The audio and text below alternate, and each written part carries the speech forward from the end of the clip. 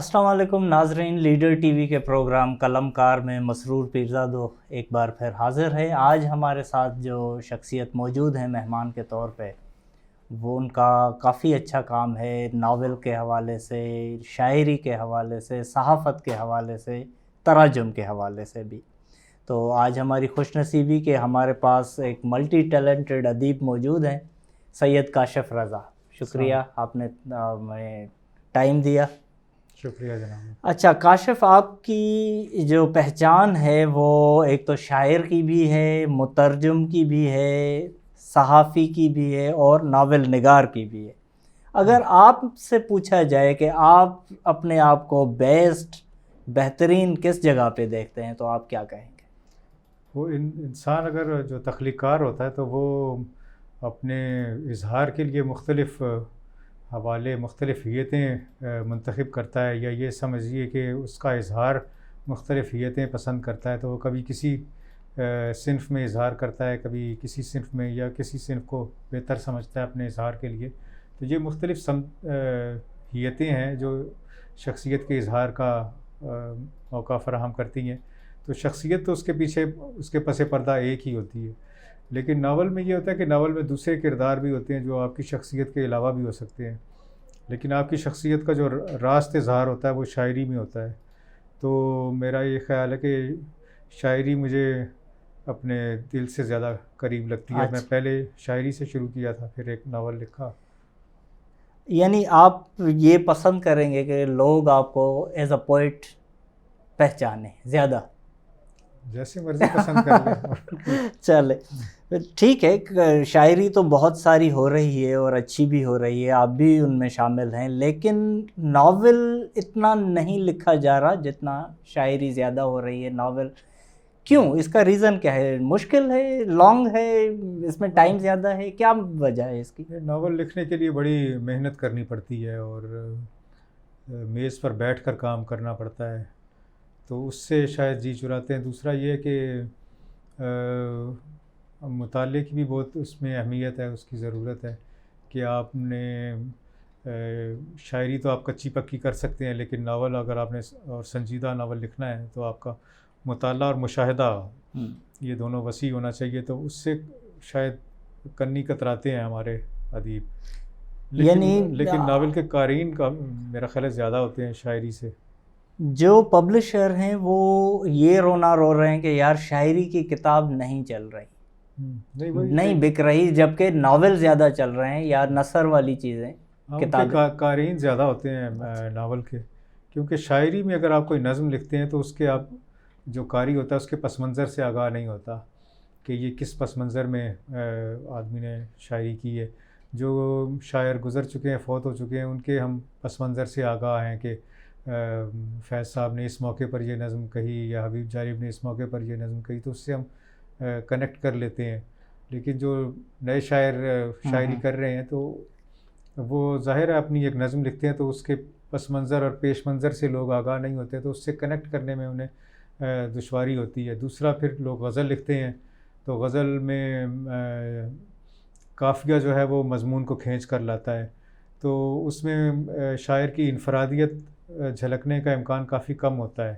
تو اور جس میں ہوتا ہے نظم میں، اس میں وہ پس منظر سے چونکہ آگاہ نہیں ہوتے، اس سے کنیکٹ نہیں کر پاتے، اس وجہ سے شاعری کم پڑی جاتی ہے۔ لیکن اب بھی میرا خیال ہے کہ ہمارے خطے میں، بر صغیر میں، شاعری سے دلچسپی لوگوں کی زیادہ ہے بنسبت یورپ کے یا امریکہ کے۔ یہ نہیں ہے کہ ہمارے ہاں ابھی تک سب سے ادب کی مقبول صنف شاعری ہے؟ جی یہی ہے نا؟ بالکل۔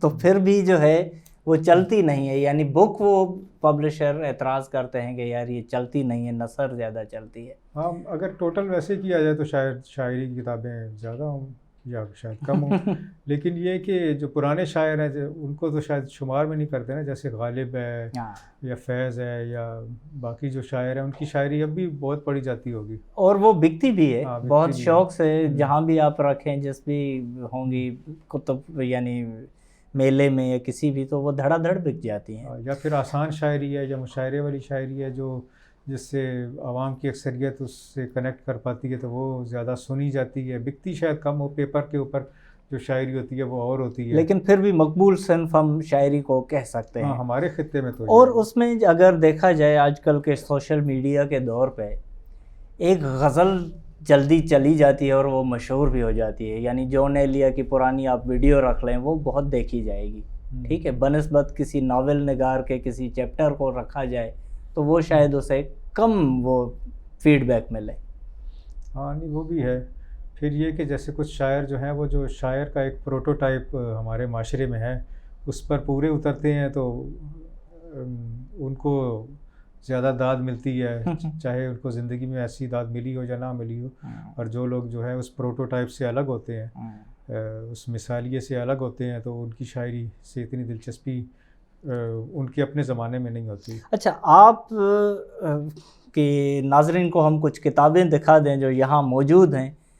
یہ کاشف کی کتاب جو شاعری کی ہے, ممنوع موسموں کی کتاب, اور یہ جو ہے وہ ان کا کام جو ترجمے کا ہے, جو ان کی پبلیکیشن ہے, ان کی کتاب ہے, اور یہ رسالہ جو ہے, اور یہ ان کا ناول ہے چار درویش اور ایک کچھوا. یہ کافی مقبول ناول رہا اور ابھی تک اس پہ ذکر ہو رہا ہے, اس پہ باتیں ہو رہی ہیں, اس پہ ہم آئیں گے. لیکن پہلے ہم کوشش کرتے ہیں کہ آپ کی شاعری کو کور کر لیں. شاعری میں آپ کا زیادہ تر اظہار نثری نظم میں رہا ہے. نثری نظم پہ ابھی بھی سوالات اٹھ رہے ہیں کہ وہ کافی اپنے آپ کو اسٹیبلش بھی کر چکی ہے, پھر بھی اس کی آڈینس, اس کا جو سننے والا ہے یا پڑھنے والا ہے پسند کر, وہ ایک موزون شاعری کے لحاظ سے کم ہے, اور اسے ابھی بھی اسٹرگل کرنی پڑ رہی ہے ایز اے جینر کہ وہ اسے تسلیم کرا لے. ابھی تک نثری نظم کا شاعر جو ہے تھوڑا جھجکا ہوا, تھوڑا پریشان, تھوڑا ڈرا ہوا ہے. یہ درست ہے؟ نہیں, ڈرا ہوا تو نہیں ہے. ڈرا ہوا ہوتا تو کسی اور صرف میں کرتا. لیکن یہ کہ نثری نظم کی وجہ سے آسانی کچھ شاعروں کو ہو گئی ہے. جیسے شاعر یعنی وزن بہر سیکھنے نہیں پڑتے. ہاں, وزن جب شاعری کا آغاز کرتے تھے نوجوان تھے شاعر, تو وہ اوزان و بحور سیکھنے میں کافی سال ان کے نظر ہو جاتے تھے. تو جب شاعری وہ ان کو آتی تھی وزن اور بحر میں, تب ان کی وہ جو شدت تھی وہ نہیں رہتی تھی. تو اب آسانی یہ ہے کہ نثری نظم لکھی جا سکتی ہے آرام سے.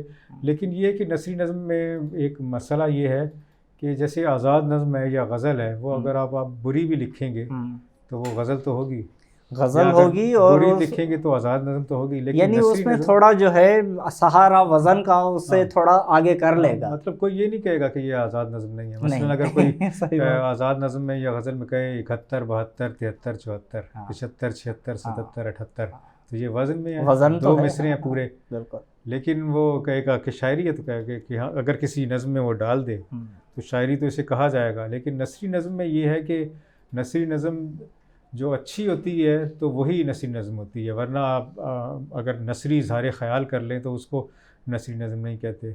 تو اس وجہ سے اس میں مشکل بھی ہے, آسانی بھی ہے, مشکل بھی ہے. اچھا, شیخ ایاز نے سندھ کے نوجوان شعراء پہ ایک اینتھولوجی لکھی تھی, دیباچہ لکھا تھا ان کی کتاب پہ. تو اس نے نثری نظم کو یعنی بس قبول تو کر لیا تھا, لیکن انہوں نے کہا تھا کہ یہ چیزیں کسی سفر نامے میں, کسی ناول میں, کسی بھی آپ کی کہانی میں یہ ڈائلاگز یا یہ آ سکتے تھے, اس لیے یعنی ان میں آ جانے چاہیے تھے, بہتر تھا. شاعری میں وہ موزون شاعری ہونی چاہیے تھی. اور نہیں, وہ جو ہر نئی نسل ایک حیت دریافت کرتی ہے تو اس کے بعد اس سے اگلی جو نسل ہے وہ کوئی اور حیت بھی دریافت کر سکتی ہے. ہماری جب آزاد نظم شروع ہوئی اردو میں, راشد فیض میرا جی جب لکھ رہے تھے آزاد نظم, تو ان کا بہت مذاق اڑایا جاتا تھا, خاص طور پر راشد کا جو صرف آزاد نظمیں کہتے تھے. فیض صاحب تو مجید امجد غزل بھی کہہ رہے تھے, میرا جی گیت بھی کہتے تھے. راشد کا خاص طور پہ مذاق اڑایا جاتا تھا. تو اس طرح نثری نظم والوں کا بھی مذاق اڑایا گیا. پھر یہ کہا گیا کہ نثری نظم میں کوئی راشد نہیں ہے. تو راشد کے بارے میں جیسے یہ کہنا درست نہیں ہے کہ آزاد نظم کو اپنا میر تقی میر نہیں ملا. تو آزاد نظم میں اپنا وہ پیدا ہوتا ہے کہ آزاد نظم کو جیسے راشد ملا, میرا جی, مجید امجد ملے. تو ہر جو صنف ہوتی ہے یا جو حیت ہوتی ہے وہ اپنا سٹینڈرڈ خود طے کرتی ہے. اس کو کسی اور سے آپ ملا نہیں سکتے. نثری نظم کو آپ میر تقی میر کی شاعری سے نہیں جوڑ بالکل سکتے, نہیں کر سکتے, موضوعاتی حساب سے جوڑ سکتے ہیں, حیت کے حساب سے نہیں جوڑ سکتے. اور ویسے تو غزل میں بھی میر کا مقابلہ آپ غالب سے نہیں کر سکتے. نہیں کر سکتے, ہر کسی کا اپنا فلیور ہے, رنگ ہے. تو یہ جو نئی نسل ہوتی ہے وہ اپنی حیت خود پسند کرتی ہے. مجھے نہیں معلوم میرے بعد جو نسل ہوگی وہ کون سی حیت اس کو پسند ہوگی, لیکن اس میں جو ہے یہ بھی ایک غلط فہمی ہے کہ یہ کوئی مشکل خیال ہوتا ہے تو اس لیے نثری نظم کہی جاتی ہے. کاشف, یہ گفتگو کا سلسلہ ہم یہیں سے جوڑیں گے, ایک بریک کے بعد ملتے ہیں ناظرین. بریک.